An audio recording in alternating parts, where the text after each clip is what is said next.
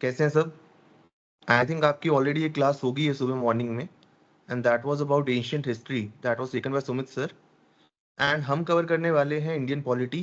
पहले मैं Indian polity आपको पूरी कराऊंगा and then we will move on to Indian economy. ठीक है?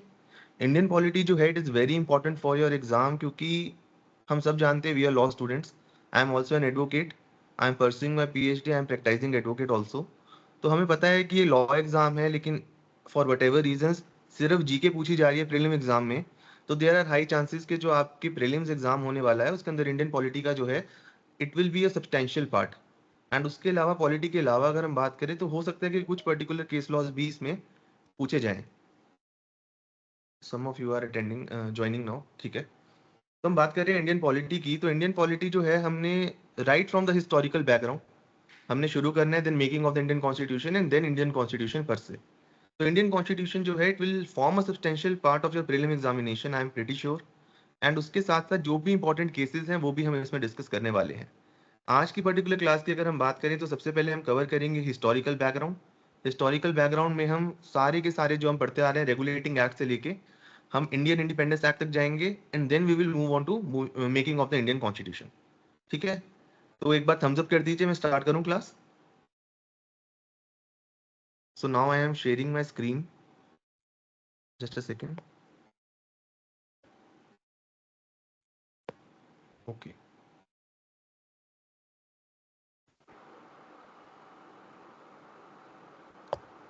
सो आई होप मेरी स्क्रीन आपको दिख रही होगी अब। ठीक है?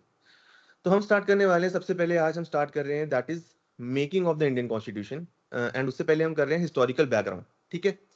तो ये जो है ये बहुत इंपॉर्टेंट है। इससे कम से कम मान के चलिए कि इस पूरे टॉपिक से although it is very difficult इसको याद करना, मेमोराइज करना, लेकिन हम इसको ऐसे कवर करने वाले हैं आज की क्लास में कि आपको बहुत इजीली सब कुछ याद हो जाएगा। ठीक है? एंड सारे के सारे नोट्स जो हैं आपको प्रोवाइड किए जाएंगे। एंड आपको सुबह की क्लास में बताया होगा कि जो हमारा फॉर्मूला है वो ये है कि यहाँ पर जो है आपको क्लास नोट्स मिलेंगे एंड साथ में एक व्हाइट बॉक्स है वो एम्प्टी है। उसके अंदर जो भी एडिशनल बातें मैं आपको बताऊंगा आपने वो लिखनी है। एंड उसके बाद अगर आप कोई टेस्ट सीरीज या हमारी टेस्ट सीरीज करते हैं या कहीं और भी अगर आप कुछ पढ़ते हैं तो आप इसमें ऐड कर सकते हैं। तो एक कॉम्प्रीहेंसिव नोट्स आपके बन जाएंगे and that will be very easy for you to revise. ठीक है? तो बात करते हैं हिस्टोरिकल बैकग्राउंड की। स्टार्ट करते हैं हम अपनी इंडियन पॉलिटी। तो हम सबको पता है 1600 में क्या हुआ। हमारी ईस्ट इंडिया कंपनी जो है इंडिया में आई। जब ईस्ट इंडिया कंपनी इंडिया में आई from England, it was only a commercial company. ठीक है? It was a commercial company and उसका एम क्या था? Only to maximise profit. ठीक है? ईस्ट इंडिया कंपनी आई क्योंकि वो अट्रैक्ट हुए हमारे स्पाइसेस से। स्पाइसेस की वैल्यू बहुत ज्यादा थी। ऐसा माना जाता था कि सोने के बराबर स्पाइसेस होते थे। केरला की साइड जो है हमारे स्पाइस, उसको केरला को बोलते हैं स्पाइस वॉल ऑफ इंडिया। तो उससे अट्रैक्ट होकर यूरोपियंस आए। ईस्ट इंडिया कंपनी 1600 में आई इंग्लैंड से। It was a commercial company. उनका एम क्या था? प्रॉफिट को मैक्सिमाइज करना। लेकिन इवेंचुअली देखा उन्होंने कि इंडिया के अंदर जितने भी राज्य चल रहे थे, राजपूत ये वो, उनके अंदर आपसी फूट थी। And battle of Plassey, battle of Buxar, ये डिफाइनिंग थी। क्योंकि अब इन बैटल्स के बाद कमर्शियल के अलावा एडमिनिस्ट्रेटिव और पॉलिटिकल कंट्रोल भी मिल गया किसको? ईस्ट इंडिया कंपनी को। अब एक बात इमेजिन करो कि एक कंपनी है, it is a private company, उसका एम है पैसे कमाना। जैसे आज की डेट में मान लो रिलायंस है। एंड इवेंचुअली हुआ क्या? उसको पॉलिटिकल और एडमिनिस्ट्रेटिव कंट्रोल भी मिल गया क्योंकि वो बैटल ऑफ प्लासी जीती एंड बैटल ऑफ बक्सर जीती। तो अब जो ब्रिटेन में लोग बैठे थे, मान लीजिए ये ब्रिटेन है। ठीक है? ये आ गया हमारा इंडिया। ये ईस्ट इंडिया कंपनी यहाँ पे आई थी पैसे कमाने के लिए। इवेंचुअली ईस्ट इंडिया कंपनी को पॉलिटिकल और एडमिनिस्ट्रेटिव कंट्रोल भी मिल गया। तो अब जो ब्रिटेन में सरकार थी, गवर्नमेंट थी, उनको ये लगा कि अब उनको ईस्ट इंडिया कंपनी को कंट्रोल करने की जरूरत है। क्योंकि ईस्ट इंडिया कंपनी के ऊपर अभी तक कोई कंट्रोल तो था नहीं, क्योंकि उनका काम सिर्फ पैसे कमाना था। लेकिन जब ईस्ट इंडिया कंपनी की पावर इतनी बढ़ गई तो उनको कंट्रोल करना भी जरूरी है। तो इसलिए अब उन्होंने अलग अलग एक्ट पास करने शुरू किए, जिसका एम क्या था? इन सभी एक्ट्स का एम था to control and regulate East India company. ठीक है? I hope everything is clear, है ना? जो नोट्स हैं आपको ऑलरेडी आई थिंक व्हाट्सएप पे शेयर हो गए होंगे। आप व्हाट्सएप से अपने नोट्स जो है उनको साथ में खोल सकते हैं। That will be easy for you to attend the class. ठीक है? तो जो एम था, इसका एम था to control and regulate East India company. अब हम जो हिस्टोरिकल बैकग्राउंड को पूरे को देखते हैं, इसको हम दो फेजेस में बांटते हैं। पहला फेज जो है पहला फेज जो है उसको हम कहते हैं company rule, that is from 1773 to 1857। अब यहाँ पे आप देख सकते हैं इनको, ये तो हमारा बैकग्राउंड था। अब 1773 रेगुलेटिंग एक्ट से लेके 1857 रिवोल्ट ऑफ 1857, ये हो गया हमारा कंपनी रूल, राइट। 1857 के रिवोल्ट के बाद क्या हुआ, कंपनी का रूल हटा दिया गया एंड ब्रिटेन की सरकार ने डायरेक्टली अपने अंडर सारा कुछ ले लिया एंड वहां से हमारा स्टार्ट हुआ क्राउन रूल। ठीक है जी, क्राउन रूल 1858 से लेके 1947, 1947 जब इंडिया आजाद हुआ। आई होप एवरीथिंग इज क्लियर। अब जो पहले हम करने वाले कंपनी रूल, 1773 में पहला एक्ट आता है रेगुलेटिंग एक्ट। नाम से ही पता चलता है एक्ट का मकसद क्या होने वाला है। एक्ट का जो मकसद होने वाला है, जस्ट ए सेकेंड, नाम से ही पता चलता है जो एक्ट है उसका एम क्या होने वाला है, to regulate the affairs of the East India company. तो आप अपने नोट्स का पहला पेज खोलेंगे, जो प्रिंटेड नोट्स हैं आपको मिले हैं। Regulating act of 1773, it marked the first attempt by the British government to regulate and control the functioning of the East India Company। यानी कि ईस्ट इंडिया कंपनी, पहला एम क्या है इसका, रेगुलेट करना ईस्ट इंडिया कंपनी को। क्यों करना है रेगुलेट, क्योंकि एडमिनिस्ट्रेटिव और पॉलिटिकल कंट्रोल भी अब ईस्ट इंडिया कंपनी के पास आ गया। सेकंड पॉइंट क्या है, उन्होंने पहली बार पॉलिटिकल और एडमिनिस्ट्रेटिव फंक्शंस जो है ईस्ट इंडिया कंपनी के, उसको ऑफिशियली रिकॉग्नाइज किया इस एक्ट के थ्रू। ये बहुत इंपॉर्टेंट पॉइंट है, क्वेश्चन आता है बहुत बार प्रीलिम्स एग्जामिनेशन में directly, which was the first act जिसने पॉलिटिकल और एडमिनिस्ट्रेटिव फंक्शन जो है कंपनी के रिकॉग्नाइज की, दैट इज रेगुलेटिंग एक्ट। ठीक है, पार्लियामेंट का राइट जो था सिविल, मिलिट्री और रेवेन्यू अफेयर्स को कंट्रोल करने का कंपनी को, उसको रिकॉग्नाइज किया और फाउंडेशन रखी सेंट्रल एडमिनिस्ट्रेशन की। तो ये बहुत इंपॉर्टेंट है, क्वेश्चन आता है, मैं आपको बताता हूँ। 1773 का रेगुलेटिंग एक्ट एंड लास्ट आएगा यहाँ पर 1833 का चार्टर एक्ट। हमारी जो फाउंडेशन है सेंट्रलाइजेशन की, वो रखी गई रेगुलेटिंग एक्ट में, एंड जो फाइनल स्टेप था towards centralisation, it was under 1833 charter act. तो ये एक पॉइंट आपने याद रखना है, क्वेश्चन डायरेक्टली आता है। अगर आपसे पूछा जाए कि पहला स्टेप कब रखा सेंट्रलाइजेशन का, रेगुलेटिंग एक्ट, लास्ट स्टेप कब रखा सेंट्रलाइजेशन का, तो 1833 चार्टर एक्ट, वो हम आगे करने वाले हैं। अब सबसे इंपॉर्टेंट पॉइंट आता है गवर्नर ऑफ बंगाल, इसको चेंज कर बना दिया गया गवर्नर जनरल ऑफ बंगाल। ठीक है, ध्यान से समझिएगा। अब मान लीजिए हमारा इंडिया है, बेसिक बेसिक मैं आपको बना रहा हूं। ठीक है जी, अब बंगाल, ठीक है जी, मद्रास एंड बॉम्बे। ठीक है, ये मेन तीन जगहें थी वहां पर उस टाइम पर, एंड इन तीनों के पास एक एक एक गवर्नर था। क्लियर है, ये सिचुएशन थी बिफोर 1773 रेगुलेटिंग एक्ट। अब क्या हुआ, 1773 के रेगुलेटिंग एक्ट से जो बंगाल का गवर्नर था उसको गवर्नर जनरल बना दिया।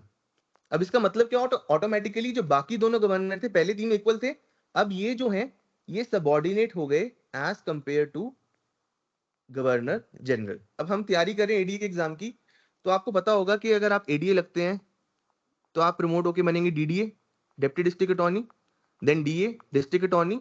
उसके बाद अब बना दिया उन्होंने, पहले होता था additional director, then director prosecution, है ना। अब डायरेक्टर एक हो गया, डायरेक्टर जिसको हम कहते हैं डायरेक्टर स्पेशल, एंड एक होता है डायरेक्टर जनरल। तो जो डायरेक्टर जनरल होता है it is the highest post. तो सिमिलरली यहाँ पे जनरल लगाने से क्या हुआ, बाकी दोनों जो थे यानी कि बॉम्बे एंड मद्रास, वो सबऑर्डिनेट हो गए और गवर्नर जनरल जो था वो सुपीरियर हो गया एज कंपेयर टू बाकी टू। ठीक है, अब क्वेश्चन बहुत बार पूछा जाता है, who was the first governor general of Bengal, so the answer will be lord Warren Hastings. Warren Hastings became the first governor general. इसको मार्क कर लो, वेरी इंपॉर्टेंट है कि पहला गवर्नर जनरल कौन था, lord Warren Hastings. Again governor of Bombay and Madras were made subordinate to the governor general of Bengal. पहले they were independent, मतलब पहले तीनों इक्वल होते थे।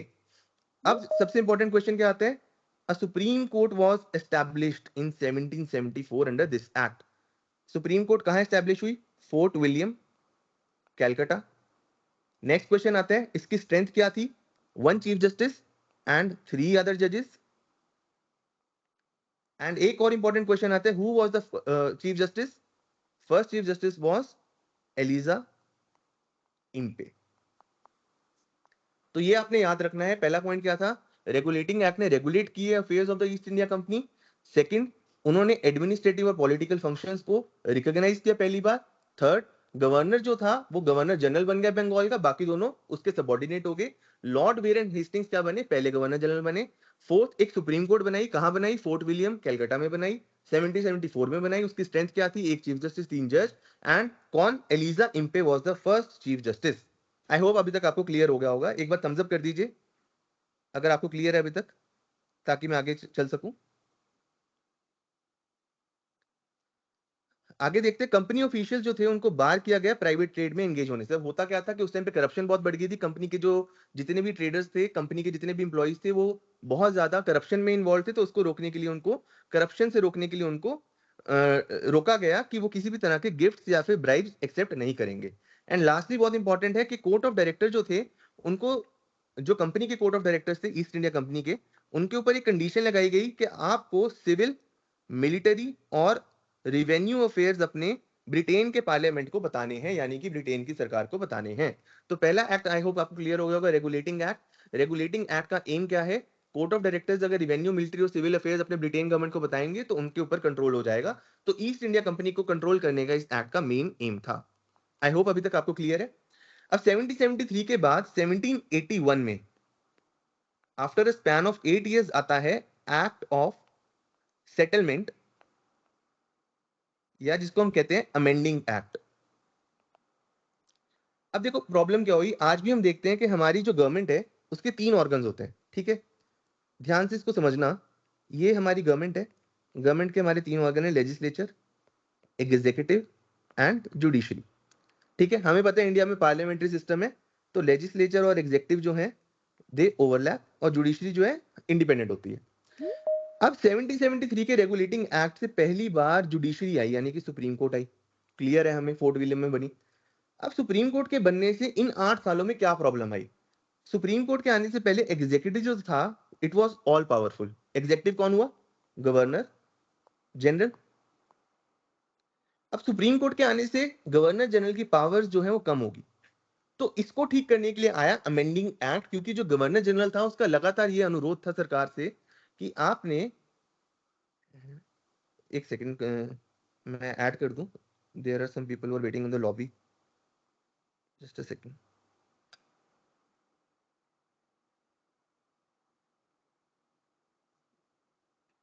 आई थिंक अब ऐड हो गए है ना, okay, now we will continue. अब अभी तक आए हो आपको समझ आ गया होगा। तो मैं बता रहा था कि एग्जीक्यूटिव को प्रॉब्लम आई सुप्रीम कोर्ट के बनने से कि उनकी पावर्स कम होगी। तो अब क्या किया गया, अब इस अमेंडिंग एक्ट का पर्पस क्या था, सुप्रीम कोर्ट की पावर को कम करना, गवर्नर जनरल की पावर को बढ़ाना। तो सारे के सारे पॉइंट आपको बड़ी आसानी से याद हो जाएंगे। आपने सिर्फ ये देखना है कि हर पॉइंट के अंदर सुप्रीम कोर्ट की पावर कम की गई है। पहला, एग्जेम्प्ट कर दिया गवर्नर जनरल काउंसिल को और उसके सर्वेंट्स को from the jurisdiction of the supreme court, मतलब सुप्रीम कोर्ट की जुरिस्डिक्शन कम कर दी। गवर्नर जनरल और उनके सर्वेंट्स के ऊपर, कंपनी के सर्वेंट्स के ऊपर कोई भी कंट्रोल सुप्रीम कोर्ट का नहीं है। रिवेन्यू मैटर्स जो बहुत इंपॉर्टेंट पैसे वाले मैटर्स होते हैं उसको भी एक्सक्लूड कर दिया from the jurisdiction of the supreme court, फिर कम होगी पावर। अपील्स जितनी भी प्रोविंशियल कोर्ट से थी वो सुप्रीम कोर्ट की जगह कहां जाएंगी, गवर्नर जनरल काउंसिल के पास जाएंगी। अगेन सुप्रीम कोर्ट की पावर कम कर दी। It empowered the governor general in council to frame regulations for the provincial courts and council। Again supreme court की पावर कम कर दी। आज हम देखते हैं कि सुप्रीम कोर्ट के पास पावर है to supervise, to make rules regarding all the courts, लेकिन उन्होंने क्या कर दिया, गवर्नर जनरल बनाएगा रूल, सुप्रीम कोर्ट नहीं बनाएगी। तो सुप्रीम कोर्ट की पावर हर तरीके से कम कर दी। एक इंपॉर्टेंट पॉइंट और है कि सुप्रीम कोर्ट को जुरिस्डिक्शन दी गई over all the inhabitants of Calcutta. ये बहुत इंपॉर्टेंट है। अब कैलकाटा के अंदर मान लीजिए कोई हिंदूज हैं या मान लीजिए मुस्लिम्स हैं, तो उनके ऊपर भी पावर किसकी है, सुप्रीम कोर्ट की है, लेकिन उन्होंने एडमिनिस्टर करना है Hindu law and Muslim law जो भी उनके ऊपर एप्लीकेबल है। तो आई होप आपको क्लियर हो गया होगा। रेगुलेटिंग एक्ट का मेन एम क्या था, to regulate the affairs of the East India company. Now अब हम पहुंच गए अमेंडिंग एक्ट के ऊपर। जैसा कि हमने देखा कि supreme court was established in 1774 by the regulating act. उससे क्या हुआ, एग्जीक्यूटिव और सुप्रीम कोर्ट यानी कि जुडिशरी के बीच में एक टसल आई। And ultimately act of settlement या फिर अमेंडिंग एक्ट का एम क्या था, to reduce the jurisdiction and powers of the supreme court. ठीक है, कैसे रिड्यूस कर दी पावर्स को, गवर्नर जनरल को एग्जाम्प्ट कर दिया, सर्वेंट्स को एग्जाम्प्ट कर दिया, रिवेन्यू मैटर्स को एक्सक्लूड कर दिया। अपील जो है वो वहां नहीं जाएंगी, कहाँ जाएंगी, गवर्नर जनरल के पास जाएंगी। और रेगुलेशन जो प्रोविंशियल कोर्ट्स की है वो कौन बनाएगा, गवर्नर जनरल बनाएगा। ठीक है, सुप्रीम कोर्ट की जो जुरिस्डिक्शन है वो सारे इनहेबिटेंट्स के ऊपर होगी कैलकाटा के, चाहे हिंदू हो चाहे मुस्लिम हो, एंड उनके ऊपर उनका रिस्पेक्टिव लॉ एप्लीकेबल होगा। तो आई होप आपको पहले दोनों एक्ट क्लियर हो गए होंगे। अभी हम डिस्कस कर रहे हैं कंपनीज रूल। पहला एक्ट था रेगुलेटिंग एक्ट, फिर था अमेंडिंग एक्ट। अब हम आगे चलते हैं पिट्स इंडिया एक्ट की तरफ। अगला एक्ट आता है 7073। Just a second.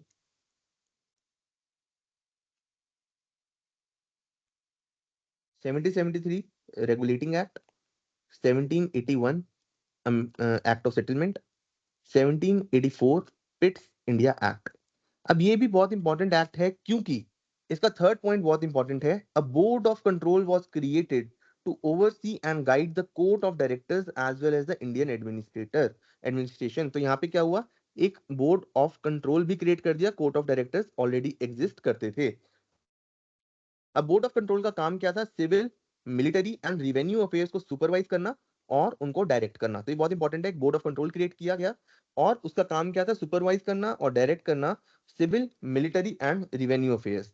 इसने क्लियर डिस्टिंक्शन ड्रॉ करी between the company's commercial and political roles. तो ये बहुत इंपॉर्टेंट पॉइंट है, कई बार क्वेश्चन आता है कि कौन सा पहला एक्ट था जिसके अंदर क्लियरली डिस्टिंग्विश कर दिया कमर्शियल रोल अलग है और पॉलिटिकल रोल कंपनी का अलग है। तो that will B Pitt's India act. जो पहले हमने देखा था, पहली बार रिकॉग्नाइज किया था कि पॉलिटिकल और एडमिनिस्ट्रेटिव फंक्शंस भी हैं, वो रेगुलेटिंग एक्ट है, लेकिन क्लियर डिस्टिंक्शन किसमें ले डाउन की गई, that was Pitt's India act 1784। इसने एक्सटेंड किया ब्रिटिश गवर्नमेंट का control over the companies political and administrative functions. तो पिट्स इंडिया एक्ट में आपने दो बातें इंपॉर्टेंट याद रखनी है। बोर्ड ऑफ कंट्रोल को एस्टैब्लिश किया गया जिसका काम था सिविल, मिलिट्री और रिवेन्यू अफेयर्स को चेक करना, और बोर्ड ऑफ कंट्रोल जो था वो क्या करेगा, ओवरसी करेगा इन सारे ऑपरेशंस को, और एक डिस्टिंक्शन ड्रॉ करी गई between the commercial functions and the political roles.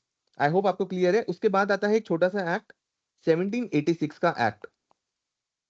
अब बेसिकली क्या हुआ, 1786 में lord Cornwallis became governor general of Bengal. ठीक है, अब जब वो गवर्नर जनरल ऑफ बंगाल बने तो उन्होंने दो डिमांड्स रखी। उन्होंने बोला कि मेरी बात मानी जानी चाहिए, अगर मैं कुछ कह दूं तो बाकी सारी काउंसिल की बातों को मैं ओवरराइड कर सकूं। And second, governor general council में एक कमांडर इन चीफ होता था, कमांडर इन चीफ भी मैं खुद ही बनूंगा।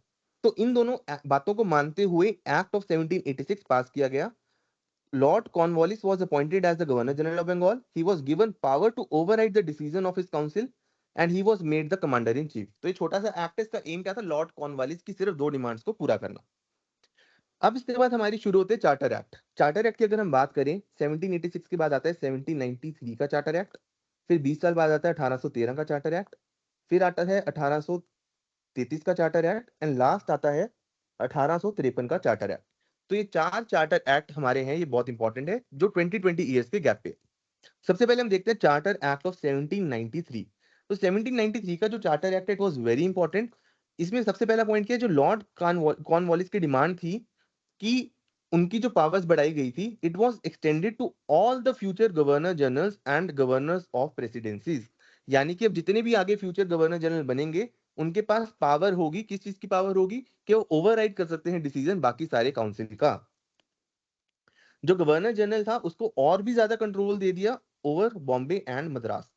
तो हमने देखा कि रेगुलेटिंग एक्ट आया 1773 का, उससे क्या हुआ, गवर्नर जनरल ऑफ बंगाल बना। गवर्नर जनरल ऑफ बंगाल के पास क्या था, ज्यादा पावर थी as compare to Bombay and Madras, क्योंकि बाकी दोनों क्या हो गए, उसके सबॉर्डिनेट हो गए। अब इस एक्ट से, चार्टर एक्ट ऑफ 1793 से उनकी पावर्स और भी बढ़ा दी गई।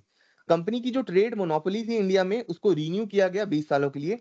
तभी अगला एक्ट जो है वो 1813 में आता है। जो कमांडर इन चीफ था was not to be a member of the governor general council unless specifically appointed. जो कमांडर इन चीफ, हमने देखा लॉर्ड कॉर्नवालिस की क्या डिमांड थी कि उनको ही कमांडर इन चीफ बनाने, लेकिन आगे आने वाली केसेस में क्या था कि गवर्नर जनरल के जो काउंसिल है उसमें से कमांडर इन चीफ नहीं होने वाला। लास्ट पॉइंट क्या है, एक्ट ने ये भी प्रोवाइड किया कि जो बोर्ड ऑफ कंट्रोल और उसका स्टाफ होगा, बोर्ड ऑफ कंट्रोल कहां स्टैब्लिश हुआ था, पिट्स इंडिया एक्ट 1784 में, है ना। अभी हमने देखा पिट्स इंडिया एक्ट में बोर्ड ऑफ कंट्रोल स्टैब्लिश हुआ था। अब उसका बोर्ड ऑफ कंट्रोल का एंड उसके सारे स्टाफ का खर्चा कौन देगा, इंडिया देगा, इंडियन रेवेन्यू से पे किया जाएगा। तो इसको हम क्या कहते हैं, ड्रेन ऑफ वेल्थ, है ना।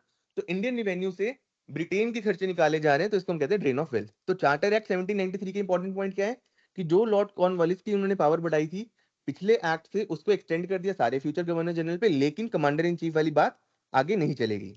20 साल के लिए जो ईस्ट इंडिया कंपनी है उसकी मोनोपोली को बढ़ा दिया गया, गवर्नर जनरल की पावर बढ़ा दी गई और बोर्ड ऑफ कंट्रोल के जो भी इंप्लॉइज हैं, स्टाफ हैं, उसको कौन पे करेगा?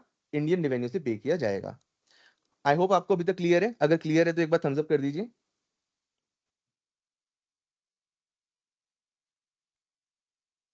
एक बार हैंड रेज कर दीजिए, थम्स अप कर दीजिए।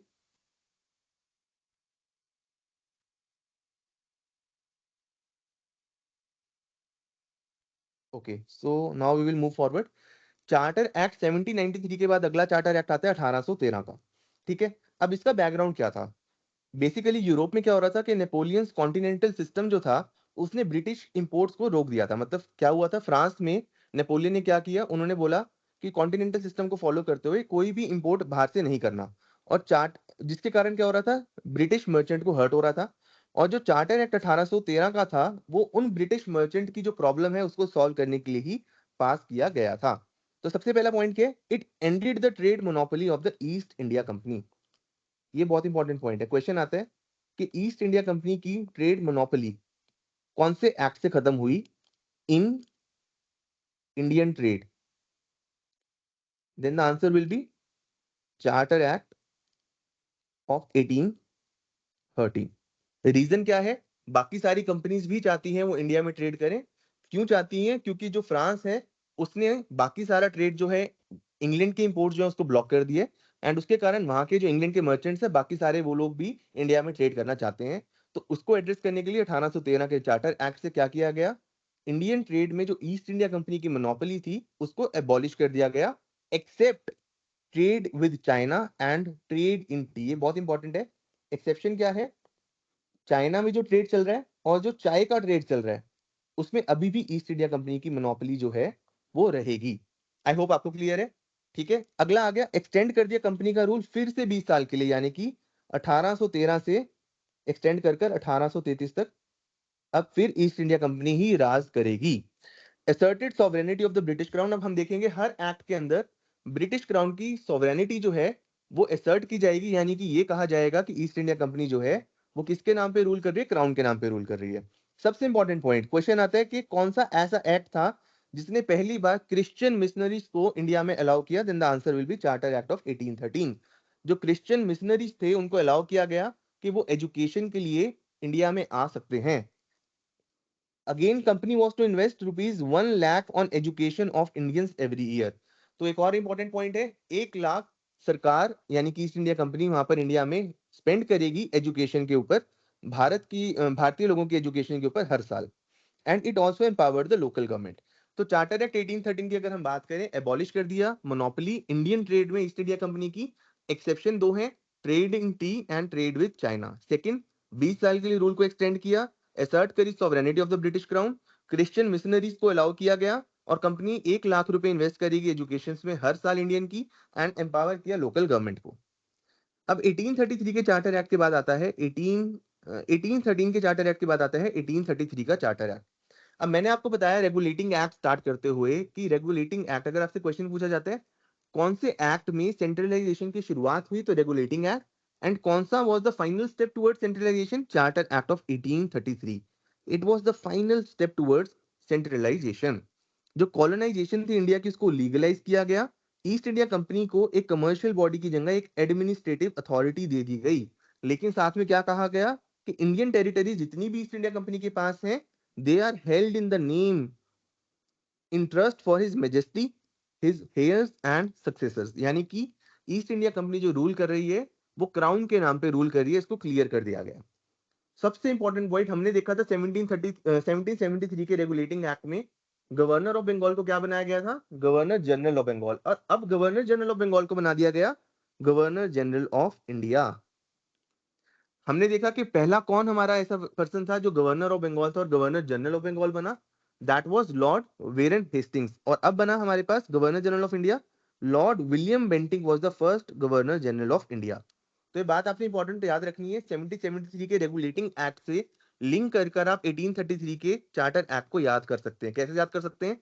उसके अंदर सेंट्रलाइजेशन शुरू हुई, यहाँ पे सेंट्रलाइजेशन खत्म हुई।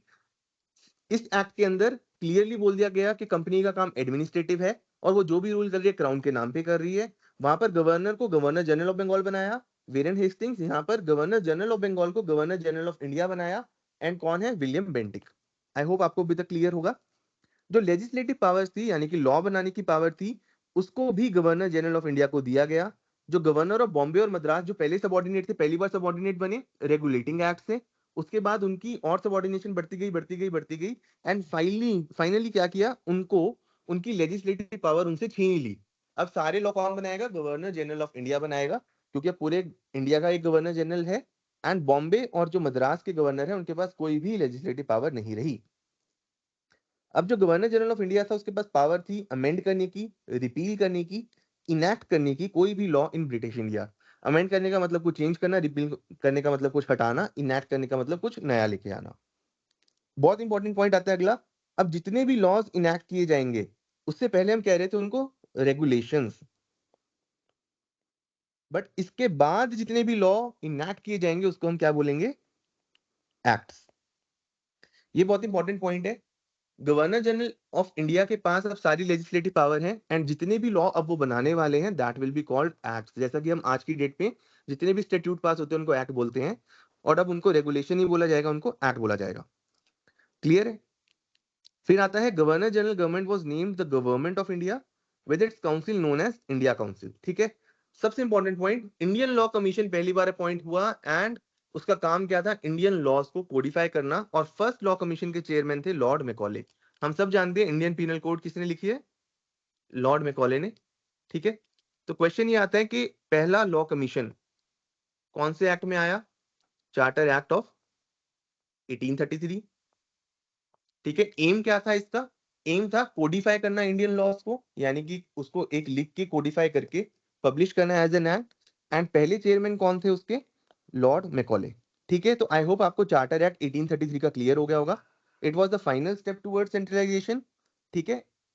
जो एडमिनिस्ट्रेटिव फंक्शन थे क्लियर हो गए अब यहाँ पे हमारे पास ईस्ट इंडिया कंपनी के। गवर्नर जनरल ऑफ बंगाल को गवर्नर जनरल ऑफ इंडिया बना दिया गया। लॉर्ड विलियम बेंटिक जो थे वो पहले गवर्नर जनरल ऑफ इंडिया बने। जितनी भी लेजिस्लेटिव पावर थी बाकी सब गवर्नर्स की, यानी कि बॉम्बे की, मद्रास की, वो छीन ली गई। जितने भी लॉज अब से बनेंगे उनको एक्ट बोला जाएगा। और अब एक लॉ कमीशन बिठाया गया 1834 में, जिसका काम था कोडिफाई करना इंडियन लॉज को, और लॉर्ड मैकॉले जो थे पहले चेयरमैन बने इस लॉ कमीशन के। आई होप अभी तक आपको क्लियर हो गया होगा। Now we come to charter act of 1853। ठीक है। It was the last charter. अब 1833 ने भी 20 साल के लिए एक्सटेंड की पावर ईस्ट इंडिया कंपनी की। अब ये जो एक्ट था इसने किसी स्पेसिफिक पीरियड के लिए ईस्ट इंडिया कंपनी के रूल को एक्सटेंड नहीं किया। अभी तक हमने देखा 1793 से 20 साल बढ़ाया 1813, 20 साल बढ़ाया 1833, 20 साल बढ़ाया 1853। पर जो 1853 का चार्टर एक्ट था उसने एक स्पेसिफाइड पीरियड के लिए इस टाइम को एक्सटेंड नहीं किया। उसने सिर्फ ये बोला कि हम एक्सटेंड कर रहे हैं और जब चाहे क्राउन इसको अपने कब्जे में ले सकता है। वो बात अलग है कि 1857 में रिवोल्ट हो गया, ये केवल 4 साल ही चल पाया। For the first time legislative and executive functions of the governor general council were separated. ये बहुत इंपॉर्टेंट पॉइंट है। क्वेश्चन आता है कि पहली बार लेजिस्लेटिव और एग्जीक्यूटिव फंक्शन सेपरेट कब हुए? It was with the charter act of 1853। Council को एक्सपैंड किया गया, 6 न्यू मेंबर्स ऐड किए गए, रेजिंग द टोटल टू 12। पहले 6 थे, 6 और ऐड कर दिए, 12 बन गए। जो लेजिस्लेटिव विंग थी, it was to function as a mini parliament following the same procedure as British parliament. अब बेसिकली क्या हुआ, मान लीजिए गवर्नर जनरल काउंसिल है। अब एग्जीक्यूटिव जो पार्ट है वो अलग हो गया, लेजिस्लेटिव पार्ट अलग हो गया। जो लेजिस्लेटिव पार्ट है ये पार्लियामेंट की तरह काम करेगा। जो ब्रिटेन का पार्लियामेंट जिस तरीके की प्रोसीजर फॉलो करता था, अब सेम प्रोसीजर फॉलो करेगा ये भी। जो लॉ मेंबर है, fourth member, he was given the right to vote. ये भी बहुत क्वेश्चन बहुत बार आता है कि कौन से ऐसे एक्ट था जिसमें लॉ मेंबर को वोट करने का राइट दिया गया था, तो answer will be charter act of 1853। It introduced open competitive examination for the recruitment of civil servant, making it accessible for Indians as well। ये बहुत इंपॉर्टेंट पॉइंट है। इस एक्ट में इंडियंस को भी अलाउ किया गया कि आप सिविल सर्विसेज एग्जामिनेशन में अपीयर हो सकते हैं। लेकिन इंपॉर्टेंट बात क्या है? The exam was still not conducted in India। तो एक तरह से तो उन्होंने अलाउ कर दिया कि इंडियंस भी सिविल सर्विसेज के एग्जाम दे सकते हैं, उसमें अपीयर हो सकते हैं, लेकिन इंडिया में एग्जाम कंडक्ट होता नहीं था। तो इसकी रीच जो थी वो बहुत ही कम लोगों तक थी। एंड अगेन लॉर्ड मैकॉले की अध्यक्षता में एक कमेटी बिठाई गई, Macaulay committee 1854 was appointed to implement this new system. ठीक है। जो बोर्ड ऑफ डायरेक्टर्स थे, बोर्ड ऑफ डायरेक्टर अभी हमने देखा, बोर्ड ऑफ डायरेक्टर्स को रिड्यूस कर दिया 24 से 18, और 6 लोग उसमें से नॉमिनेटेड होते थे by the crown. For the first time the act also allowed Indian representation in the central legislative council. ये इंपॉर्टेंट पॉइंट है कि जो सेंट्रल लेजिस्लेटिव काउंसिल था उसके अंदर इंडियन रिप्रेजेंटेशन भी अलाउ की गई। तो अगर हम चार्टर एक्ट 1853 की बात करें, it was the last charter act. Clear.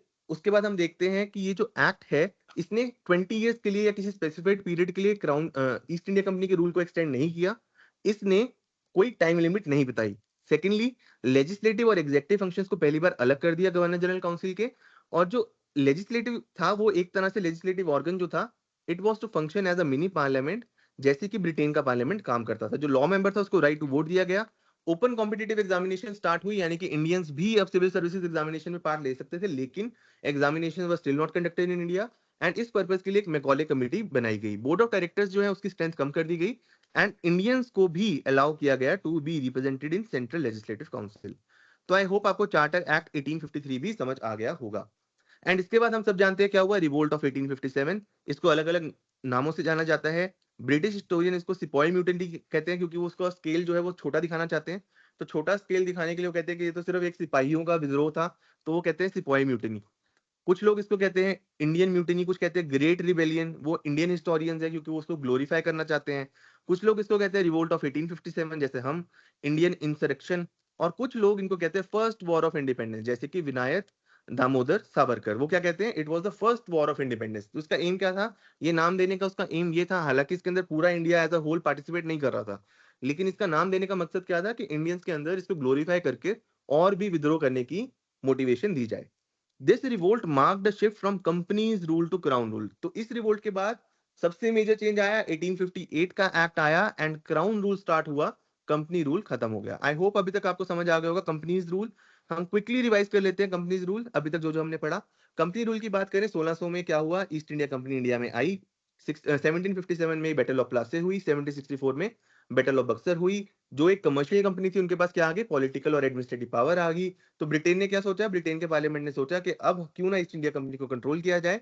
तो सबसे पहले पास किया रेगुलेटिंग एक्ट 1773। इस एक्ट का एम क्या था, रेगुलेट करना affairs of east India company को। इन्होंने क्या किया, गवर्नर जनरल ऑफ बंगाल आया। गवर्नर पहले क्या थे, गवर्नर थे 3, बॉम्बे, मद्रास एंड बंगाल। अब बंगाल के गवर्नर का नाम कर दिया गवर्नर जनरल, और बाकी सारे ऑटोमेटिकली उसके सबॉर्डिनेट हो गए। एंड पहला गवर्नर जनरल ऑफ बंगाल थे लॉर्ड वेरन हेस्टिंग्स। एक सुप्रीम कोर्ट एस्टैब्लिश करी कलकत्ता में, फोर्ट विलियम में। एंड उसकी स्ट्रेंथ थी एक चीफ जस्टिस, 3 जजेस। जो पहले चीफ जस्टिस थे उनका नाम था एलिजा इम्पे। फिर हम बात करते हैं कि जो कंपनी ऑफिशियल्स थे जितने भी ब्राइब्स लेते थे उनको मना किया कि आप ब्राइब नहीं ले सकते। एंड कोर्ट ऑफ डायरेक्टर को रिक्वायर किया गया कि जितने भी civil, military and revenue affairs है उनको आपको रिपोर्ट करना होगा ब्रिटेन के पार्लियामेंट को। रेगुलेटिंग एक्ट के बाद आता है हमारा अमेंडिंग एक्ट। अमेंडिंग एक्ट का एम क्या था, सुप्रीम कोर्ट की पावर्स को कर्टेल करना, क्योंकि गवर्नर जनरल जो थे वो सुप्रीम कोर्ट की पावर से परेशान थे। तो उसके अंदर सुप्रीम कोर्ट की पावर कम कर दी, रिवेन्यू अफेयर्स में उनको एक्सक्लूड कर दिया। साथ में गवर्नर जनरल और जितने भी कंपनी के सर्वेंट हैं उनको एक्सक्लूड कर दिया। जितनी भी अपील है प्रोविंशियल कोर्ट्स की कहाँ जाएंगी, गवर्नर जनरल के पास जाएंगी, और जो रेगुलेशन है प्रोविंशियल कोर्ट्स की वो भी गवर्नर जनरल बनाएंगे। एंड सुप्रीम कोर्ट की जो जुरिस्डिक्शन है वो कैलकाटा के सारे इनहेबिटेंट्स पे होगी और उनके ऊपर अपना अपना लॉ लगेगा। उसके बाद आते हैं Pitt's India act. Pitt's India act के अंदर सबसे इंपॉर्टेंट बात है कि एक बोर्ड ऑफ कंट्रोल बनाया। कोर्ट ऑफ डायरेक्टर ऑलरेडी था, अब एक बोर्ड ऑफ कंट्रोल भी बनाया गया। उसका काम क्या था, सिविल, मिलिट्री और रिवेन्यू अफेयर्स को सुपरवाइज करना। पहली बार एक डिस्टिंक्शन ड्रॉ की गई कंपनी के कमर्शियल और पॉलिटिकल रोल में। 1786 का एक छोटा सा एक्ट है। क्यों एक्ट आया, वो लॉर्ड कॉर्नवालिस गवर्नर जनरल बने, उन्होंने 2 डिमांड रखी। पहली डिमांड थी उनकी कि उनको ओवरराइड करने की, बाकी सारे काउंसिल को डिसीजन की पावर दी जाए। एंड दूसरा, उनको कमांडर इन चीफ बनाया जाए। उसके बाद आता है पहला चार्टर एक्ट 1793 का, जो हम इंपॉर्टेंट पढ़ते हैं। इसने 20 साल के लिए कंपनी के रूल को बढ़ाया। जो भी लॉर्ड कॉर्नवालिस ने डिमांड की थी उसको आगे बाकी सारे फ्यूचर गवर्नर जनरल को भी दिया, लेकिन कमांडर इन चीफ जो है that will not be from the governor general council. साथ में जो बोर्ड ऑफ कंट्रोल बनाया गया था पिट्स इंडिया एक्ट से, उसका सारा खर्चा इंडिया देगा, यानी कि ड्रेन ऑफ वेल्थ होगा। एंड लास्टली जो गवर्नर जनरल था उसका कंट्रोल और भी बढ़ा दिया गया। 1813 का चार्टर हमारे लिए बहुत इंपॉर्टेंट है। इसके अंदर क्योंकि एबॉलिश कर दिया गया इंडियन ट्रेड में जो ईस्ट इंडिया कंपनी की मोनोपोली थी, except trade in tea and trade with China. इसका रीजन क्या था कि फ्रांस में जितने भी इंपोर्ट थे उनको बंद कर दिया गया था। एंड उसके कारण ब्रिटिश मर्चेंट्स का नुकसान हो रहा था। वो बार बार सरकार से दरख्वास्त कर रहे थे कि उनको भी ईस्ट इंडिया कंपनी की तरह इंडिया में ट्रेड करने की इजाजत दी जाए। 20 साल के लिए कंपनी के रूल को बढ़ाया। ब्रिटिश क्राउन की सॉवरेनिटी को माना गया। साथ में क्रिश्चियन मिशनरीज को अलाउ किया गया और 1 लाख रुपए हर साल एजुकेशन पे लगाने की बात की गई और लोकल गवर्नमेंट को एम्पावर किया गया। अगला चार्टर एक्ट बहुत इंपॉर्टेंट है, इसको रेगुलेटिंग एक्ट के साथ आपने लिंक करके पढ़ना है। वो पहला स्टेप था सेंट्रलाइजेशन का, ये आखिरी स्टेप है। वहां पर गवर्नर जनरल बंगाल बना था, यहाँ पे गवर्नर जनरल ऑफ इंडिया बना। कौन बना? Lord William Bentinck. अब जितने भी एक्ट थे, जितने भी लॉ थे, अब उनको एक्ट बोला जाएगा, रेगुलेशन नहीं बोला जाएगा। और जो लेजिस्लेटिव पावर है वो मद्रास और बॉम्बे से छीन ली गई। इंडियन लॉ कमीशन बना, लॉर्ड मैकॉले जो थे उनको पहला चेयरमैन बनाया गया, जिसका एम था कोडिफाई करना लॉ। और पहली बार ये बोला गया कि जितनी भी टेरिटरीज ईस्ट इंडिया कंपनी के कंट्रोल में है, that are in the name of crown. फिर आता है हमारे पास 1853 का लास्ट चार्टर। इसके अंदर कोई भी स्पेसिफाइड टाइम नहीं दिया गया था। लेजिस्लेटिव और एग्जीक्यूटिव फंक्शंस को पहली बार अलग किया गया। जितने भी जो लेजिस्लेटिव मेंबर्स थे उनको बढ़ा दिया गया, पहले 6 थे अब 12 हो गए। अब ये मिनी पार्लियामेंट की तरह काम करेंगे और जो लॉ मेंबर है उसको वोट करने का अधिकार दिया गया। ओपन कॉम्पिटिटिव एग्जामिनेशन यानी कि सिविल सर्विसेज में अब इंडियंस भी पार्टिसिपेट कर सकते हैं, लेकिन they were not allowed, they were not conducted in India. एक मैकॉली कमेटी इसलिए बनाई गई। बोर्ड ऑफ डायरेक्टर्स जो थे उनकी स्ट्रेंथ को कम किया गया और इंडियन रिप्रेजेंटेशन बढ़ा दी गई सेंट्रल लेजिस्लेटिव काउंसिल में। उसके बाद रिवोल्ट ऑफ 1857 हुआ and ultimately it ended the companies rule. तो अब एक बार हम पहले पेज पे जो हमारी टाइमलाइन है उसको देख लेते हैं। अब हमने यहां तक कवर कर लिया है,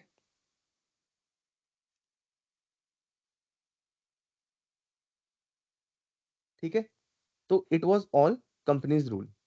अब हम स्टार्ट करने जा रहे हैं क्राउन रूल, ठीक है। 1857 के रिवोल्ट के बाद 1858 ऑनवर्ड जितने भी एक्ट आ रहे हैं that are covered under crown rule, ठीक है। तो हम स्टार्ट करते हैं crown rule, page number 5 of the notes. Crown rule जो है 1858 से 1947 है। सबसे पहला एक्ट आता है हमारे पास गवर्नमेंट ऑफ इंडिया एक्ट 1858। इसको हम कहते हैं act of good government for India. अब इसका रीजन समझिए, हुआ क्या? पहले ईस्ट इंडिया कंपनी थी, उसके रूल से इंडियंस परेशान थे एंड इसके कारण क्या हुआ? रिवोल्ट हुआ। रिवोल्ट होने के बाद क्राउन ने रूल अपने हाथ में ले लिया। तो अब क्राउन कहते हैं कि जो गलतियां ईस्ट इंडिया कंपनी ने करी या इंडियंस को परेशान किया, वो अब क्राउन नहीं करेगा। इसलिए इसको कहते हैं act of good government for India, के अब जो है हम बढ़िया तरीके से सरकार चलाएंगे। इसके मेन मेन फीचर क्या है? सबसे important feature, rule of the company ended, यानी कि ईस्ट इंडिया कंपनी का जो रूल था वो खत्म हो गया। Governor general of India was designated as viceroy.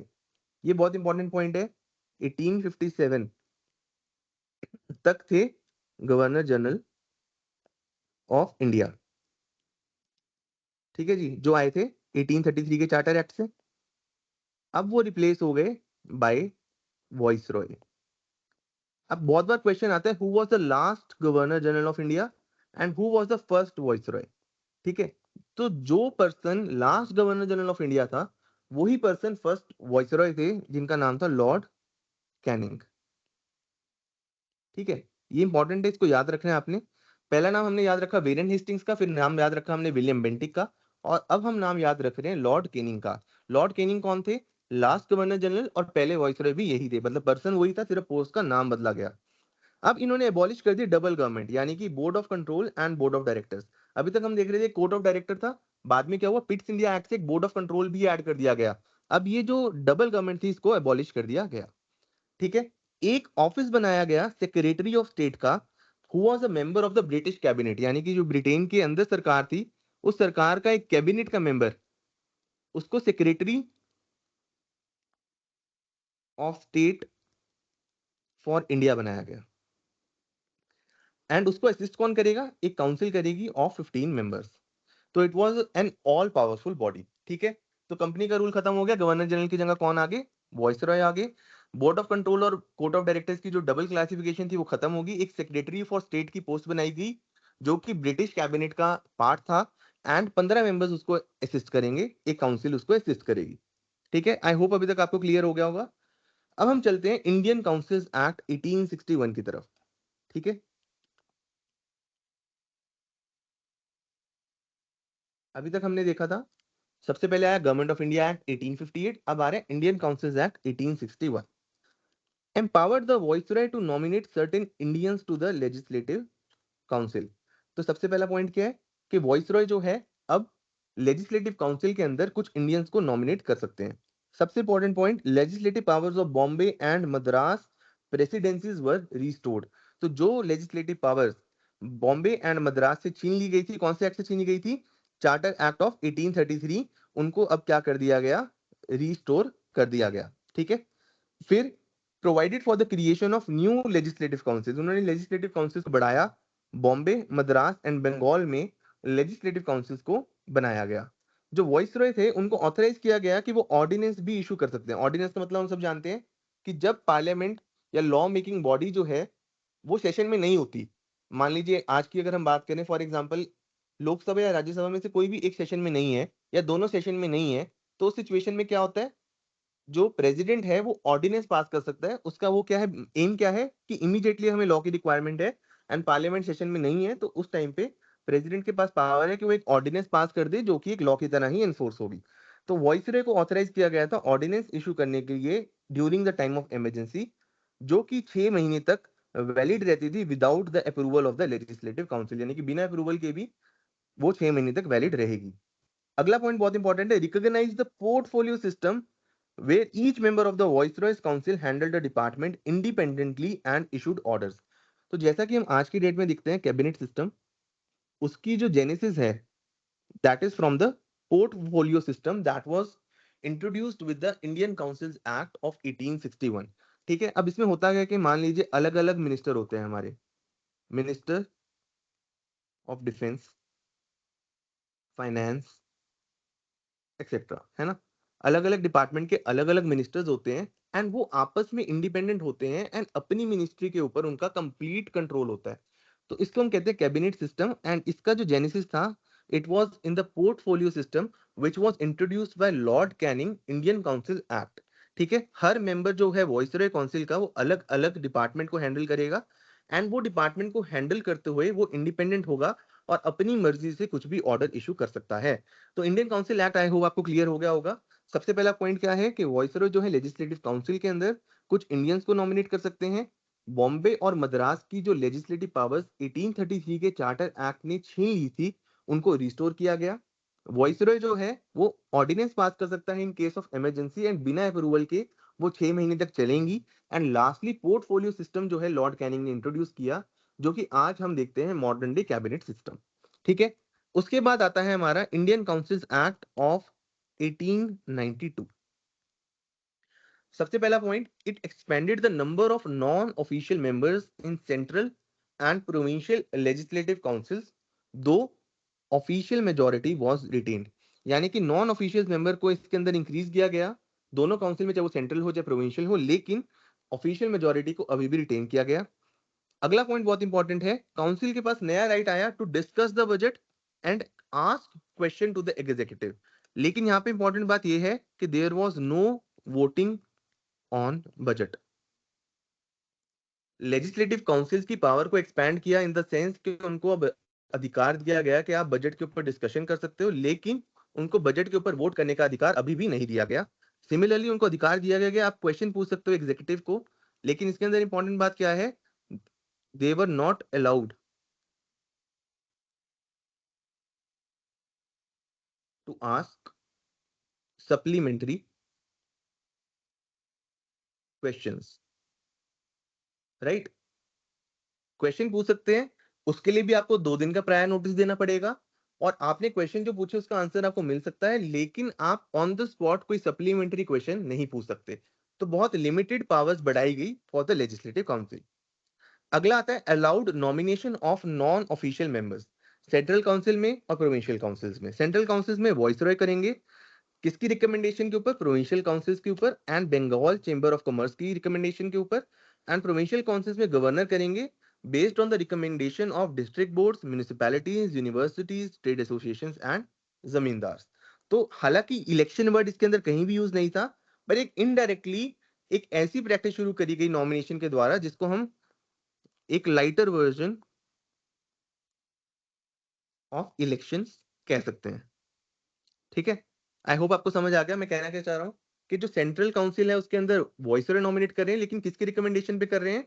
Provincial council of Bengal chamber of commerce की। तो वो जिसको इलेक्ट करेंगे इनडायरेक्टली उसी को नॉमिनेट करेंगे। सिमिलरली जो प्रोविंशियल काउंसिल्स हैं उसमें गवर्नर नॉमिनेट करेंगे, लेकिन किसके कहने पे करेंगे? District board, municipalities, universities, trade association and zamindar. तो आई होप आपको क्लियर हो गया होगा इंडियन काउंसिल्स एक्ट 1892। क्वेश्चन आता है बहुत बार इस वाले पॉइंट के ऊपर कि कौन सा ऐसा एक्ट था जिसमें बजट पहली बार डिस्कस करने की बात हुई, या फिर कौन सा ऐसा एक्ट था जिसमें पहली बार एग्जीक्यूटिव को क्वेश्चन करने की पावर काउंसिल को दी गई। तो answer will B Indian council act of 1892। I hope आपको क्लियर है। पहले हमने देखा 1858 का गवर्नमेंट ऑफ इंडिया एक्ट, जिसको एक्ट ऑफ गुड गवर्नमेंट भी कहते हैं। फिर हमने देखा 1861 का इंडियन काउंसिल एक्ट। फिर हमने देखा 1892 का इंडियन काउंसिल एक्ट।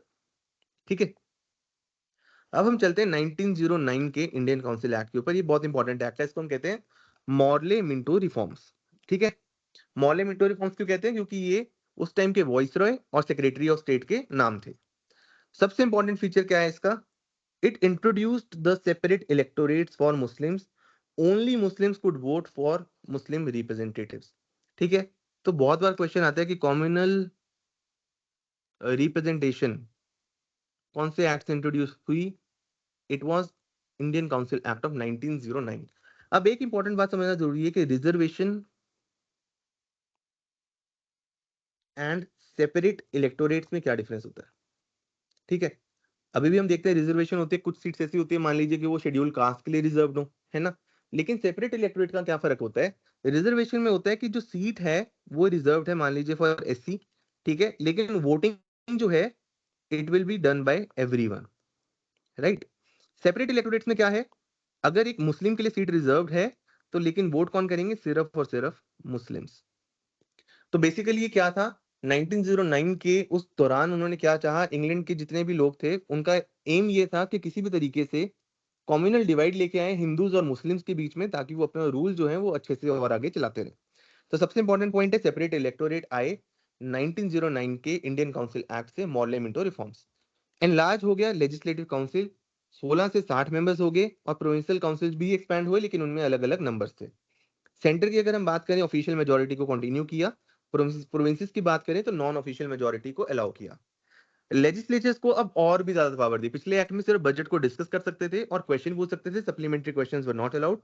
अब सप्लीमेंट्री क्वेश्चंस को भी अलाउ किया, और बजट के ऊपर कुछ पर्टिकुलर आइटम्स के ऊपर वोटिंग अलाउ करी, but not the budget as a whole. पूरे बजट के ऊपर नहीं वोट कर सकते, लेकिन कुछ पर्टिकुलर सेपरेटली आप वोट कर सकते हो।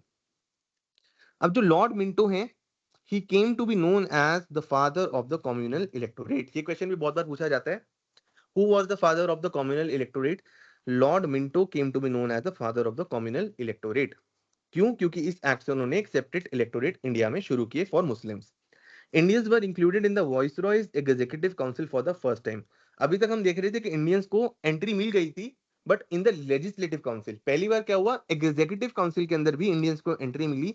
अगेन क्वेश्चन आता है, Satyendra Prasad Sinha was appointed as a law member. पहली बार कौन आया? Satyendra Prasad Sinha. He was the first Indian to be included in the Viceroy's Executive Council as a law member. It introduced the representation of various groups, presidencies, corporations, chambers of commerce, universities. It was first attempt to introduce the representative and popular element. तो आपको याद क्या रखने, legislative council को और बढ़ा दिया गया, सेंटर में ऑफिशियल मेजोरिटी आ गई, प्रोविंसेस के अंदर नॉन ऑफिशियल मेजोरिटी थी, लेजिस्लेचर्स को और पावर दी, सप्लीमेंट्री क्वेश्चन पूछ सकते हैं, बजट के ऊपर वोट भी कर सकते हैं, लेकिन not budget as a whole. Separate electorate आया मुस्लिम्स के लिए, लॉर्ड मिंटो को फादर ऑफ कम्युनल इलेक्टोरेट बोला गया। इंडियंस को इंक्लूड किया गया वॉइसरॉय के एग्जीक्यूटिव काउंसिल में पहली बार, सत्येंद्र प्रसाद सिन्हा पहली बार as a member executive council के मेंबर बने एज लॉ मेंबर, और रिप्रेजेंटेटिव एंड पॉपुलर एलिमेंट को इंट्रोड्यूस करने की ट्राई की गई। अब इसके बाद अगला एक्ट आता है हमारे पास, गवर्नमेंट ऑफ इंडिया एक्ट 1919। जैसे हम उसको कहते हैं मॉर्ले मिंटो रिफॉर्म्स, इसको हम कहते हैं मॉन्टेग्यू चेम्सफोर्ड रिफॉर्म्स। ठीक है, जैसे हम उसको क्या कह रहे थे, मॉर्ले मिंटो रिफॉर्म्स, यहाँ पे हो गया मॉन्टेग्यू चेम्सफोर्ड रिफॉर्म। रीजन क्या है, होता क्या है, secretary of state and viceroy के नाम को मिक्स कर कर ये बनता है मॉर्ले मिंटो। ठीक है, Morley was the secretary of state, Minto viceroy, and now Montagu was the secretary of state and Chelmsford was the viceroy. I hope आपको क्लियर हो गया होगा। ये एक्ट बहुत इंपॉर्टेंट है क्योंकि it introduce for the first time dyarchy. अब question ये आता है कि डायरकी का मतलब क्या है? डायरकी का मतलब क्या है? सब्जेक्ट्स को दो तरह से बना देना, reserve subjects and transferred subjects. ठीक है। Separation of central and provincial subjects, introduction of dyarchy जिसको डुअल रूल या डबल गवर्नमेंट भी कहते हैं। अब जो रिजर्व सब्जेक्ट्स हैं इसके अंदर क्या आता था, जो भी इंपॉर्टेंट सब्जेक्ट्स हैं हमारे, ठीक है, इसका निर्णय कौन लेगा, एग्जीक्यूटिव ब्रांच यानी कि वॉइस रॉय, है ना। और जो ट्रांसफर सब्जेक्ट्स हैं उसके अंदर आएंगे लेस इंपॉर्टेंट सब्जेक्ट, एंड इनको कौन डिसाइड करेगा, पॉपुलर मिनिस्टर्स, ठीक है। अब इंपॉर्टेंट सब्जेक्ट्स का एग्जांपल क्या हो सकता है, for example administration of justice, revenue, finance, police, etcetera. और लेस इंपॉर्टेंट कौन से हो सकते हैं, लोकल सेल्फ गवर्नमेंट, एक्सेट्रा, ठीक है। तो दो तरह की क्लासिफिकेशन हो गई, एक हो गई रिजर्व, एक हो गई ट्रांसफर्ड। रिजर्व वो है जो इंपॉर्टेंट है उसकी पावर वॉइसरॉय के पास ही रहेगी, एंड जो लेस इंपॉर्टेंट है वो दे दिए पॉपुलर मिनिस्टर्स को, जैसे कि लोकल सेल्फ गवर्नमेंट एक्सेट्रा, ठीक है। तो प्रोविंशियल सब्जेक्ट्स को डिवाइड कर दिया गया रिजर्व और ट्रांसफर्ड में। एक और इंपॉर्टेंट पॉइंट, बाइकैमलरिज्म इंट्रोड्यूस किया गया। यानी कि बाइकैमलरिज्म का मतलब क्या होता है, जैसे आज हमारे पार्लियामेंट के दो हाउस है, लोकसभा, राज्यसभा, तो इसको हम क्या कहते हैं, बाइकैमरलिज्म। जब आपका लेजिस्लेटिव बॉडी को आप दो पार्ट्स में डिवाइड कर देते हैं तो उसको हम कहते हैं बाइकैमरलिज्म, और अगर सिर्फ एक ही हाउस हो तो उसको हम कहते हैं यूनिकैमरलिज्म, ठीक है। सेपरेट इलेक्टोरेट जो थे, जो मुस्लिम्स के लिए इंट्रोड्यूस किए गए थे 1909 के इंडियन काउंसिल एक्ट में, उसको एक्सटेंड कर दिया किनको, सिख्स को, इंडियन क्रिश्चियंस को, एंग्लो यूरोपियंस को एंड यूरोपियंस को। फ्रेंचाइजी जो थी वो कुछ लोगों को दी गई, limited number of people, on the basis of their education, there income, their property. तो अगर किसी क्वेश्चन में कभी स्टेटमेंट आती है कि 1919 के एक्ट से यूनिवर्सल एडल्ट फ्रेंचाइजी आ गई, तो answer will be wrong, it statement will be wrong. उसका रीजन क्या है कि हालांकि फ्रेंचाइजी आई, पावर टू वोट मिली, लेकिन that was limited to a particular set of people on the basis of their education, income, property etcetera. बहुत important point अगला, separation of provincial and central budget. Provincial और central budget को पहली बार अलग कर दिया गया। एक कमीशन को सेट किया, एक बात की गई कि 10 सालों के बाद एक कमीशन बनाया जाएगा जो कि इस एक्ट की वर्किंग को चेक करेगा। एंड 1927 में हमारे पास आता है साइमन कमीशन, जिसका बॉयकॉट करते हैं हम सब जानते हैं, साइमन गो बैक के इसके अंदर नारे लगे। लास्ट है intention to introduce a responsible government in the country. वो इंटेंशन जो है वो 1909 के एक्ट में भी दिखाई गई, 1919 के एक्ट में भी दिखाई गई, लेकिन the reforms were not sufficient. तो इंपॉर्टेंट क्या है, क्वेश्चन अगर आता है कि डायरकी प्रोविंसेस में कब इंट्रोड्यूस की गई, the answer will be 1919, Montagu Chelmsford reforms. और अगर क्वेश्चन ये आता है कि सेंटर में डायरकी कब इंट्रोड्यूस की गई, तो हम आगे देखेंगे government of India act 1935। Dyarchy का मतलब क्या है, दो तरह के सब्जेक्ट बन गए, रिजर्व बन गए और ट्रांसफर बन गए।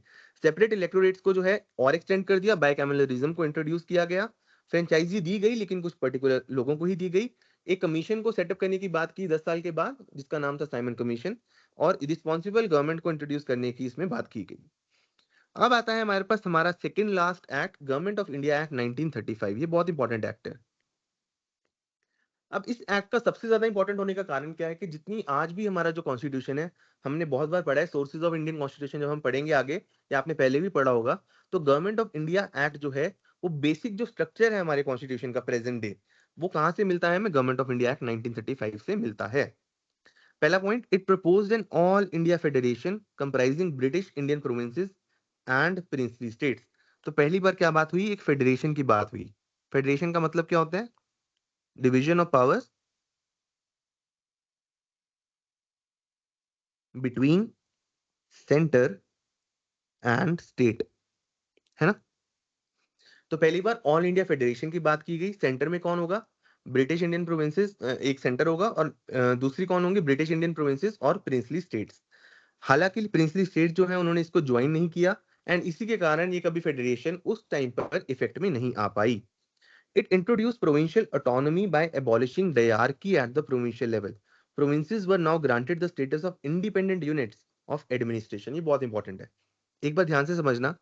हमने अभी देखा कि 1990 एक्ट, 1919 के एक्ट में क्या हुआ, dyarchy was introduced at provincial level, ठीक है। अगले एक्ट में क्या हुआ, 1935 में dyarchy was abolished at provincial level, and साथ में क्या हुआ, it led to provincial autonomy, मतलब प्रोविंसेस को एक तरह से आजाद कर दिया गया। फिर हम बात करते हैं डिवीजन ऑफ सब्जेक्ट्स की। तीन तरह की लिस्ट जो हम आज देखते हैं, union list, state list, concurrent list. उसके वर्जन आगे फेडरल लिस्ट यूनियन लिस्ट की तरह थी, प्रोविंशियल लिस्ट स्टेट लिस्ट की तरह थी, एंड कॉन्करेंट लिस्ट जिसके ऊपर दोनों लॉ बना सकते हैं। जो रेजिडुअरी पावर्स थी, it was vested in the governor general. जो गवर्नर था, it was required to act under the advice of the ministers. ये बात हम कर रहे हैं प्रोविंसेस की। Bicameralism came into being in 6 out of 11 provinces. Separate electorates जो थे, अब वो डिप्रेस्ड क्लासेस और वुमेन को भी एक्सटेंड कर दिए गए। काउंसिल ऑफ इंडिया जो इंट्रोड्यूस किया गया था, उसको एबॉलिश कर दिया गया। दो बहुत इंपॉर्टेंट पॉइंट है, रिजर्व बैंक ऑफ इंडिया को एस्टैब्लिश किया गया और फेडरल कोर्ट को एस्टैब्लिश किया गया। ठीक है, अब एक बार ध्यान से समझना, मैं एक टाइमलाइन दिखाता हूं आपको। ठीक है, ये आया हमारा 1773 का रेगुलेटिंग एक्ट। ठीक है, इसमें क्या बनी, एक सुप्रीम कोर्ट बनी। कहां बनी, फोर्ट विलियम, कैलकटा, राइट। इसके बाद 1861 में सुप्रीम कोर्ट की जगह आ गई हाई कोर्ट्स। ठीक है, अब सुप्रीम कोर्ट नहीं है इस पीरियड में, सिर्फ हाई कोर्ट्स हैं। अब 1935 के एक्ट से क्या हुआ, अगेन एक फेडरल कोर्ट बनी। ठीक है, तो ये आपने टाइमलाइन याद रखनी है। 1773 के एक्ट से सुप्रीम कोर्ट बनी थी, 1861 तक रही। 1861 के एक्ट से क्या बनी, हाई कोर्ट्स बनी। हाई कोर्ट जो है वो रही कब तक, 1935 तक। 1935 में अगेन एक फेडरल कोर्ट बनी, एंड फेडरल कोर्ट का ही नया वर्जन है 1950 में हमारी कॉन्स्टिट्यूशन से बनी एक supreme court. Federal court and supreme court का मेजर डिफरेंस क्या है, फेडरल कोर्ट की जो अपील है, उसकी अपील प्रिवी काउंसिल लंदन में जाती थी, लेकिन जो सुप्रीम कोर्ट है, it is the highest court of appeal. ठीक है, आई होप आपको क्लियर हो गया होगा। तो अगर हम बात करें गवर्नमेंट ऑफ इंडिया एक्ट 1935 की, तो सबसे इंपॉर्टेंट पॉइंट क्या है, डायरकी जो थी, जो प्रोविंसेस में इंट्रोड्यूस की गई थी पिछले एक्ट से, 1919 के एक्ट से, उसको एबॉलिश कर दिया गया और प्रोविंसेस को ऑटोनॉमी प्रोवाइड कर दी गई। सेंटर की अगर बात करें तो वहां पे डायरकी आ गई, फेडरल, प्रोविंशियल और कॉन्करेंट लिस्ट अलग अलग बन गई। जो रेजिडुअरी पावर्स थी, it was vested in the governor general. ठीक है, आरबीआई और फेडरल कोर्ट भी इसमें बना। अब एक बात आपने इंपॉर्टेंट याद रखनी है, अगर कोई पूछे कि जो फेडरल कोर्ट बनी, ये कब फोर्स में आई, ये कब एस्टैब्लिश हुई, द आंसर विल बी 1 अक्टूबर 1937। तो ये बात आपने याद रखनी है कि 1935 के एक्ट से बनी, under the provisions of the 1935 act it was established, but it came into force or it was established on 1st October 1937। I hope आपको 1935 का भी government of India act clear हो गया होगा। अब हम देखते हैं government of India act 1947, which was the last act at the time of the independence। अब हुआ क्या, एक माउंटबेटन प्लान आया। माउंटबेटन प्लान के रिस्पॉन्स में गवर्नमेंट ऑफ इंडिया एक्ट आया, which provided for the partition of the British India into two dominions, India and Pakistan। ठीक है, दोनों डोमिनियंस को राइट दिया गया कि वो सिसीड कर सकते हैं फ्रॉम द ब्रिटिश कॉमनवेल्थ, यानी कि ब्रिटिश कॉमनवेल्थ से अलग होने की उनको पावर दी गई। गवर्नर जनरल जो थे, उनको अपॉइंट करने वाले थे किंग ऑफ ब्रिटेन, दोनों ही जगह पे। आपने मुझे बताना है कि कौन मुझे बता सकता है कि who was the last governor general of India. कोई बता सकता है मुझे, who was the last governor general of India? या तो माइक ऑन करके मैसेज में मुझे बताइए, who was the last governor general of India.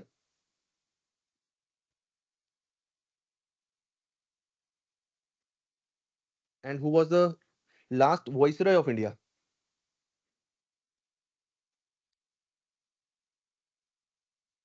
Last viceroy, very good, Mountbatten है ना। एक्सीलेंट, तो ठीक है। तो गवर्नमेंट ऑफ इंडिया 1947 से क्या हुआ, इंडिया और पाकिस्तान को अलग अलग कर दिया गया। माउंटबेटन जो थे वो कौन थे, लास्ट वॉइसरॉय इंडिया के थे, and he also became the first governor general of India after independence. ठीक है, एक बार आप यहाँ पे ध्यान से समझ लीजिए। 1773 regulating act, governor general of Bengal, पहले कौन बने, वेरन हास्टिंग्स। ये मैं आपको वो बता रहा हूँ जो अपने इंपॉर्टेंट है, याद रखने हैं। ठीक है, 1833 पहली बार कौन बने, governor general of India, important है याद रखना है, विलियम बेंटिक। ठीक है, 1857 लास्ट गवर्नर जनरल। कौन थे? कैनिंग।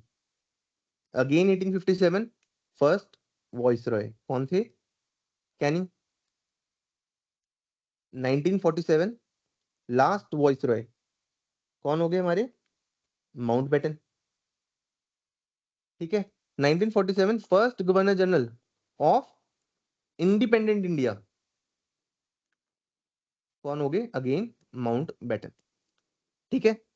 क्यों? क्योंकि governor general was to be appointed in both the dominions by the king of Britain, और माउंटबेटन को governor general of India appoint किया गया। जो वॉइसरॉय था उसका ऑफिस एबॉलिश कर दिया गया, क्योंकि ब्रिटेन की अब कोई और रिस्पॉन्सिबिलिटी इंडिया के ऊपर नहीं थी। तो लास्ट वॉइसरॉय कौन हो गए? माउंटबेटन हो गए। हर डोमिनियन को एम्पावर किया गया फ्रेम करने के लिए, इनैक्ट करने के लिए अपना खुद का constitution through a constituent assembly. Until then governance continued under the 1935 act. हर डोमिनियन को यानी कि इंडिया पाकिस्तान दोनों अपनी अपनी कॉन्स्टिट्यूएंट असेंबली बना सकती थी, लेकिन जब तक कॉन्स्टिट्यूएंट असेंबली नहीं बनेगी तब तक क्या होगा? गवर्नेंस चलेगी according to the 1935 government of India act, जो हमने पिछला देखा। जो कॉन्स्टिट्यूएंट असेंबली थी वो नया कॉन्स्टिट्यूशन बना सकती थी, पुराने किसी एक्ट को हटा सकती थी, नए एक्ट को बना सकती थी, और नए एक्ट को पुराने एक्ट को चेंज भी कर सकती थी। जो एम्परर ऑफ इंडिया का टाइटल था ब्रिटेन के क्राउन के पास, उसको भी अब ड्रॉप कर दिया गया। जो सेक्रेटरी ऑफ स्टेट का ऑफिस बनाया गया था, कब बनाया गया था? Government of India act 1858 which was act of good government, उसको भी एबॉलिश कर दिया गया, और सारी की सारी पावर ट्रांसफर कर दी गई to the secretary of state for Commonwealth affair. जो ब्रिटिश पैरामाउंसी थी, वो यानी कि जो ब्रिटेन का राज था प्रिंसली स्टेट्स के ऊपर, उनको भी खत्म कर दिया गया, और प्रिंसली स्टेट्स को चॉइस मिल ली कि आप या तो आजाद हो जाइए, इंडिपेंडेंट हो जाइए, या इंडिया या पाकिस्तान में से किसी को भी चुन लीजिए। जितनी भी सिविल सर्विसेज की अपॉइंटमेंट्स थी या फिर सर्विस रिजर्वेशंस थी, जिनको सेक्रेटरी ऑफ स्टेट कंट्रोल करता था, उसको भी डिसकंटिन्यू कर दिया गया। अल्टीमेटली क्या हुआ? इंडिया आजाद हो गया ऑन 15th अगस्त 1947। ठीक है। तो आई होप आपको क्लियर हो गया होगा। Government of India act 1947 it was enacted in response to the Mountbatten plan. इसने क्या कहा कि इंडिया और पाकिस्तान जो है वो अब अलग अलग पार्टीशन हो जाएंगे। दोनों जो हैं उनके पास पावर है कि वो ब्रिटिश कॉमनवेल्थ से अलग हो सकते हैं। गवर्नर जनरल जो है वो कौन होगा इंडिया पाकिस्तान का डिसाइड कौन करेगा? इंग्लैंड करेगा। जो वॉइसरॉय है उसको बंद कर दिया गया ऑफिस को। Last viceroy Mountbatten, first governor general of independent India भी माउंटबेटन।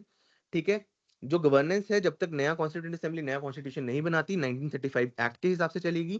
कॉन्स्टिट्यूंट असेंबली नए लॉज भी बना सकती है, उसको रिपील भी कर सकती है, उसको पुराने लॉज को हटा भी सकती है। एम्परर ऑफ इंडिया का टाइटल छोड़ दिया गया, सेक्रेटरी ऑफ स्टेट का जो ऑफिस था उसको खत्म कर दिया गया।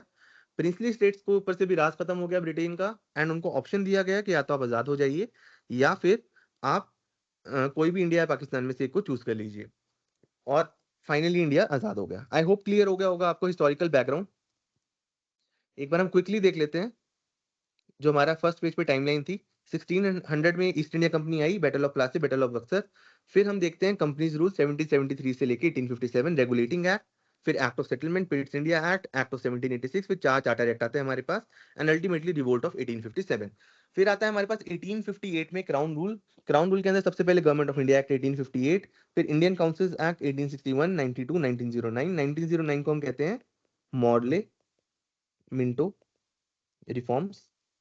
फिर आ गया 1919 में मॉन्टेग्यू चेम्सफोर्ड रिफॉर्म्स। फिर आ गया हमारा 1935 का एक्ट, एंड देन आ गया हमारे पास 1947 का government of India act. I hope सबको क्लियर हो गया होगा हिस्टोरिकल बैकग्राउंड। अगर क्लियर है तो प्लीज मेरे को एक बार थम्स अप कर दीजिए चैट में। Okay sir, please explain viceroy and governor general. Just a moment, है ना, एक सेकंड मैं यहाँ पे पेज ऐड करता हूँ।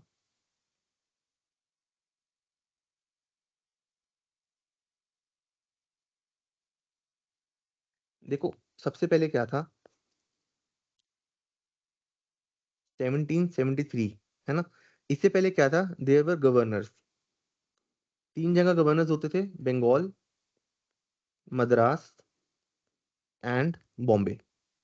तीनों बराबर थे, इक्वल थे, है ना। देवर इंडिपेंडेंट। 1773 में क्या हुआ? गवर्नर ऑफ बंगाल को बना दिया हमने गवर्नर जनरल ऑफ बंगाल। इसका मतलब क्या हो गया? जो गवर्नर ऑफ बंगाल है, अब वो गवर्नर जनरल ऑफ बंगाल है, मतलब वो सुपीरियर है as compare to governor of Madras and Bombay. पहले हमारे गवर्नर जनरल ऑफ बंगाल बने लॉर्ड वेरन हेस्टिंग्स, है ना। अब 1833 के चार्टर एक्ट में चेंज क्या हुआ? अब गवर्नर जनरल ऑफ बंगाल का नाम चेंज करके रख दिया गवर्नर जनरल ऑफ इंडिया। अब पूरे इंडिया के ऊपर उनका कंट्रोल है। अब यहाँ पर आए Lord William Bentinck, he became the first governor general of India. I hope it is clear. अब 1857 में क्या हुआ, जब रिवोल्ट हुआ, क्राउन ने रूल ले लिया, तो उन्होंने गवर्नर जनरल ऑफ इंडिया को चेंज करके बना दिया वॉइस रॉय। पर इंपॉर्टेंट बात क्या थी, जो last governor general of India था उसी को पहला वॉइस रॉय बना दिया गया। Who was he? Lord Canning. I hope it is clear. ठीक है। अब उसके बाद क्या हुआ, 1857 के बाद 1947 में जब इंडिया आजाद हो रहा था, तो last viceroy of India was Lord Mountbatten. ठीक है। अब हमने देखा कि गवर्नमेंट ऑफ इंडिया एक्ट जो 1947 का है वो क्या कहता है, वो कहता है कि जो इंडिया और पाकिस्तान के गवर्नर जनरल होंगे पहले, वो ब्रिटेन डिसाइड करेगा। तो first governor general of independent India, independent India का मतलब क्या है, अब इंडिया आजाद हो गया है ना, नया एक्ट आ गया गवर्नमेंट ऑफ इंडिया 1947, अगेन ही was Lord mount baton.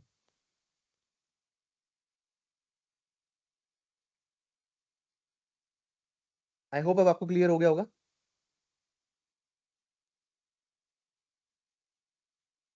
Clear है सबको?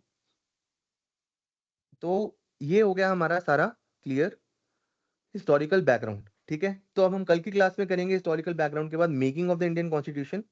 ठीक है। अब इसके रिलेटेड जो भी क्वेश्चंस हैं, उसकी हम एक यूट्यूब वीडियो का आपको लिंक आ जाएगा व्हाट्सएप के ऊपर। ठीक है, वो हिस्टोरिकल बैकग्राउंड के ऊपर ही आपको सारे क्वेश्चंस हैं विद एक्सप्लेनेशन, वो अराउंड हाफ एन आवर की वीडियो होगी, तो उसको आपने जरूर देखना है। एंड ये जो क्लास नोट्स हैं वो भी आपको मिल जाएंगे, और ऑलरेडी एक पीडीएफ आपको शेयर कर दी होगी। तो आपने ट्राई ये करना है कि कॉम्प्रीहेंसिव अपने नोट्स बना लीजिए, इनको मल्टीपल टाइम रिवाइज करिए, क्योंकि ये जो है ये आपने एक बार सारा समझ तो लिया है, लेकिन ये बार बार आप भूल जाओगे। तो हिस्टोरिकल बैकग्राउंड से क्वेश्चन बहुत आते हैं, 2-3 क्वेश्चन हमेशा आते ही आते हैं। तो मेक श्योर कि आप इसको अच्छे से याद करो, एंड बिल्कुल आपको क्लियरली इसके सारे पॉइंट्स याद हो, और अब कोई भी क्वेश्चन हो तो आप इजीली आंसर कर सको। आई होप इस क्लास के बाद मतलब मुझे नहीं लगता कि आपको कोई इसमें दिक्कत आएगी, but still if you have any doubt you can contact me any time on WhatsApp.